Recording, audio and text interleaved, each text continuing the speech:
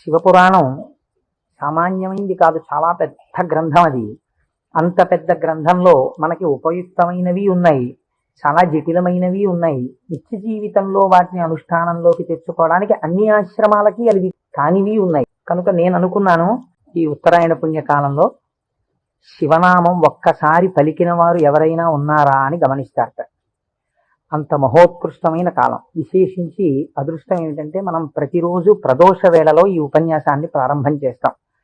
ప్రదోష వేళ పార్వతీ పరమేశ్వరుల యొక్క అర్ధనారీశ్వర స్వరూపంగా శాస్త్రం భావన చేస్తుంది. అంత పరమ పవిత్రమైనటువంటి అసుర సంధ్య వేళలో సాక్షాత్తుగా శంకరుడు వృషభవాహనారూఢుడై ఈ భూమండలం మీద తిరుగుతూ శ్రీశైల పర్వతం మీద ఒక్కసారి దిగుతారట. అందుకే సంధ్యారంభ విజృంభితం శృతి శిరస్థానాంతరాధిష్ఠితం సప్రేమ భ్రమరాభిరామసకృత్సద్వాసనాశోభితం భోగీంద్రాభరణం సమస్త సుమన పూజ్యం గుణావిష్కృతం శివే శ్రీగిరి మల్లికార్జున మహాలింగం శివాలింగితం అంటారు. ఒక మద్ది చెట్టు నల్లుకున్నటువంటి మల్లెతీగని చూసినటువంటి శంకర భగవత్పాదులు పార్వతీదేవి చేత ఆలింగనము చేయబడిన పరమేశ్వర స్వరూపాన్ని శ్రీశైల పర్వత శిఖరముల మీద దర్శనం చేసినటువంటి మహోత్కృష్టమైన శ్లోకం అది. అటువంటి శివస్వరూపాన్ని మనం ప్రదోష వేళలో ప్రవచనంగా చేసుకునే ముందు శివాష్టోత్తర శతనామ స్తోత్రాన్ని, ఉత్తరాయణ పుణ్యకాలం కనుక నేనేదో ప్రవచనం చేయడం కేవలం వినడం కాకుండా ప్రతిరోజు ఈ కార్డు పట్టుకుని వస్తే ప్రదోష వేళలో మనం ఇటువంటి దేవాలయంలో కూర్చుని చెప్పుకున్నటువంటి నామం 1,000,000 రెట్లు ఫలితం ఇస్తుంది.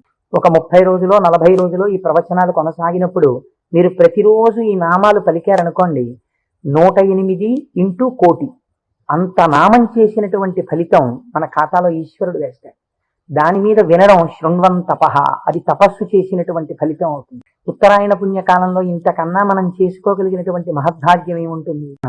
కనుక శివపురాణాన్ని మనం శివాష్టోత్తర శతనామ స్తోత్రంతో అనుసంధానం చేసుకుంటే ఈ ప్రవచనాలు అయిపోయిన తరువాత కూడా మీరు ఎప్పుడైనా ఇంటి దగ్గర కూర్చుని నామాలు చదువుకుంటుంటే మనస్సు తొందరగా రమిస్తుంది. ఎందుచేత అంటే శివో మహేశ్వర శంభు పినాకి శశిశేఖర అని చదవడం వేరు.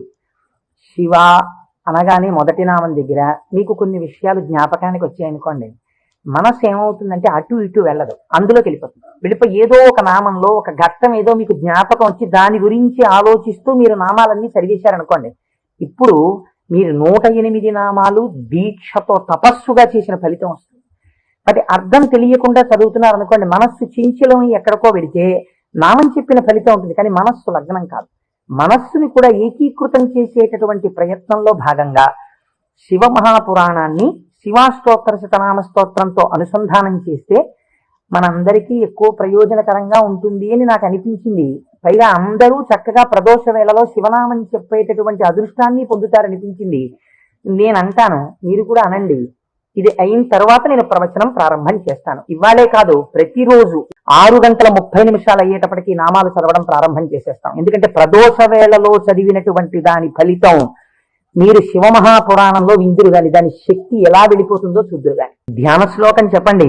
ధవలవపుషమిందోర్ మండలే సన్నివిష్టం భుజగవలయహారం స్మదిగ్ధాంగమీశం మృగయ పరశుపాణిం చారు చంద్రార్ధమౌళిం హృదయ కమల మధ్యే సంతతం చింతయామి. శివో మహేశ్వర శంభు పినాకీ శశిశేఖర కామదేవో విరూపాక్ష కపర్దీ నీలలోహిత శంకర శూలపాణిశ్చ ఖట్వాంగీ విష్ణువల్లభ శపి విష్ణోంబికానాథ. శశి విష్ణు కాదండి, అది పొరపాటు పడింది.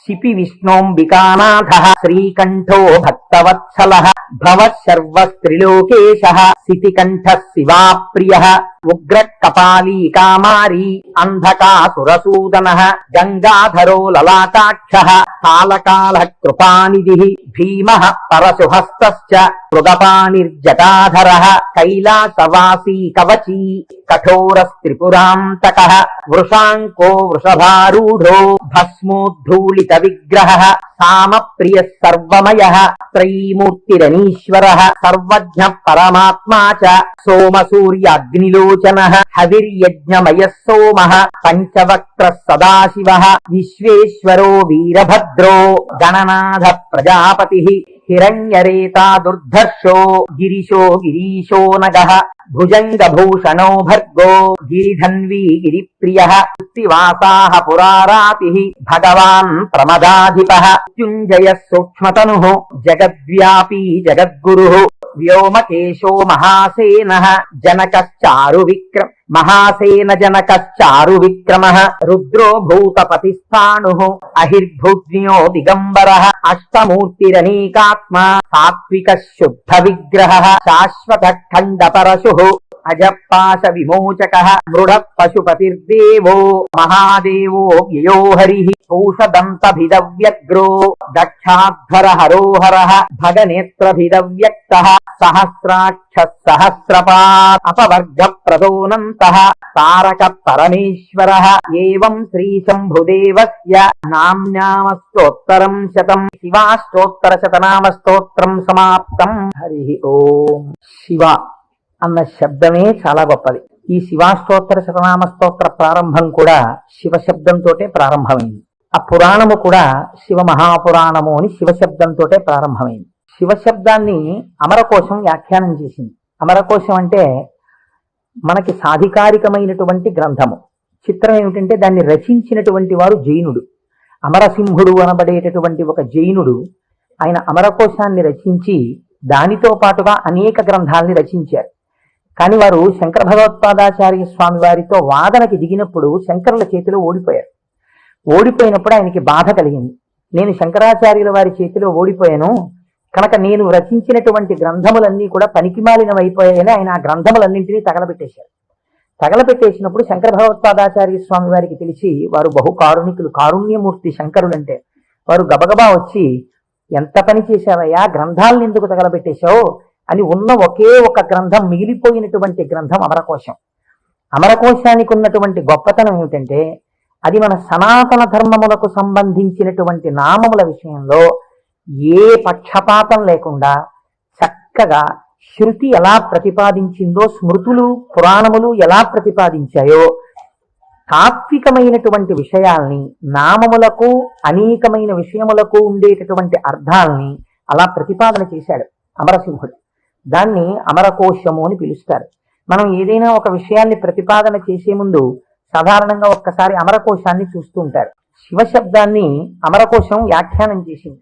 శివ అన్న మాటని ఏ విధంగా మనం అర్థం చేసుకోవలసి ఉంటుంది అంటే, అమరకోశంలో దాని గురించి అనేక రకాలైనటువంటి అర్థాలు చెప్పారు. అసలు ఈ అర్థం ఏమిటో మీకు తెలిస్తే తప్ప, లేదా నాకు తెలిస్తే తప్ప, మనం దాని గురించి కొద్దిగా అర్థం చేసుకునే ప్రయత్నం చేస్తే తప్ప అసలు శివ అనేటటువంటి నామానికి ఉన్న అర్థం తెలియదు. ఎందుకంటే శివ శివ అని రెండు శబ్దములు మనకి లోకంలో నానుడిలో ఉన్నాయి. శివ అంటే శంకరుడు, శివ అంటే పార్వతీదేవి, ఆయన యొక్క శక్తి స్వరూపం. శివ అంటే అమరకోశం అంటుంది శామ్యతి పరమానంద రూపత్వ నిర్వికారో భవతీతి శివ. నిర్వికారుడు అంటే మనకి వికారములు ఉంటాయి. నేను తరచు మీకు ప్రస్తావన చేస్తుంటాను. ఈ జగత్తులో ఉన్నటువంటి సమస్త ప్రాణులకు, సమస్త జీవులకు 6 వికారములు ఉంటాయి. ఇవి షడ్వికారములు అంటారు. కాలములో ఏదైనా వచ్చిందనుకోండి, దానికి పుట్టినటువంటి తేదీ అని ఒకటి ఉంటుంది. పుట్టిన తేదీ అన్నది పడినది అంటే మీరు ఒకటి గుర్తుపెట్టుకోవాలి, అది షడ్వికారములకు లోనైపోతుంది. ఈ భావన మీ మనస్సులో బాగా రూఢమైందనుకోండి, బాగా పూనుకుందనుకోండి, అసలు సగానికి సగం లోకం పట్ల ఉండేటటువంటి తాదాత్మ్యత తగ్గిపోతుంది.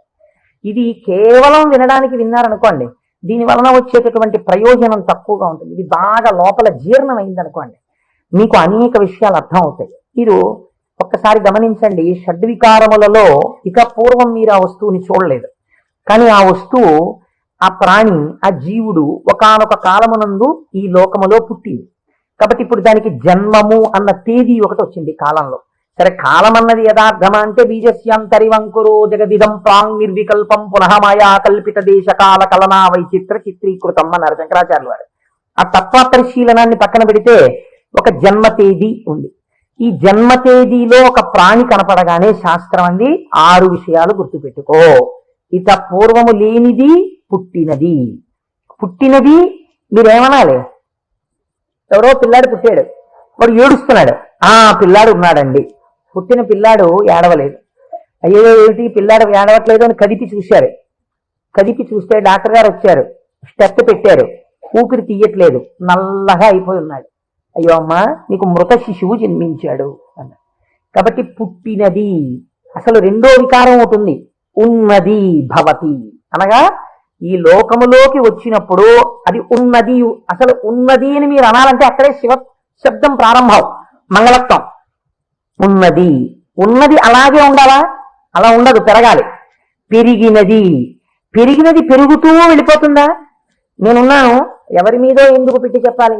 కోటేశ్వరరావు అనబడేటటువంటి ఈ శరీరం ఒక డేటు, ఈ డేట్ చెప్తే ఏమవుతుందంటే అదో పుట్టినరోజు కనుక చాలా మంది పాపం ఇచ్చేసి చాలా అలవాటు చేస్తున్నారు, భయం వేస్తుంది నాకు ఆ డేట్ చెప్పడానికి. ఏదో 14/7/1959కి ముందు ఈ శరీరం లేదు, 14/7/1959లో ఈ శరీరం వచ్చింది. కాబట్టి ఈ శరీరం వచ్చినది ఉన్నది, ఏడిచింది అమ్మ కడుపులోంచి వచ్చి. అలాగే ఉందా? మా అమ్మ కడుపులోంచి వచ్చినప్పుడు ఎలా ఉన్నానో అలా ఉన్నానా? పెరిగినది. అబ్బో ఎంత ధ్వజస్తంభం అంత పెరిగిపోయింది ఈ శరీరం.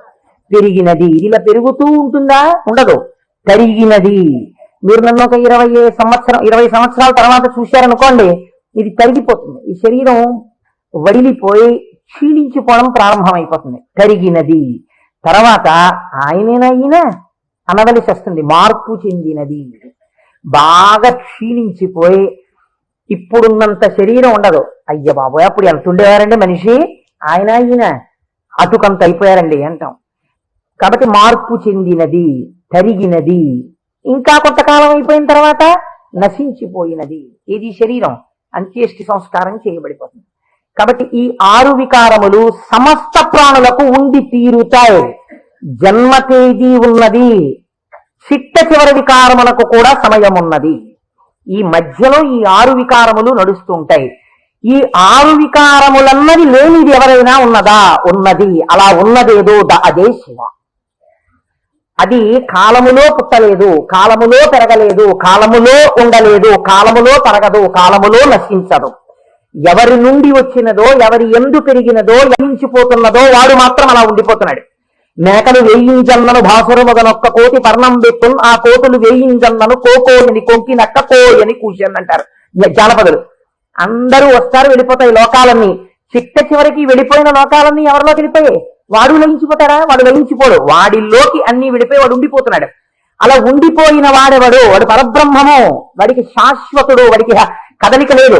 వాడు ముందున్నాడు, చివరా ఉన్నాడు. అలా ఉన్నవాడెవడో వాడు నిర్వికారుడు. వాడికి వికారములు లేవు. వాడికి వికారం లేదు కాబట్టి వాడు ఎలా ఉంటాడు?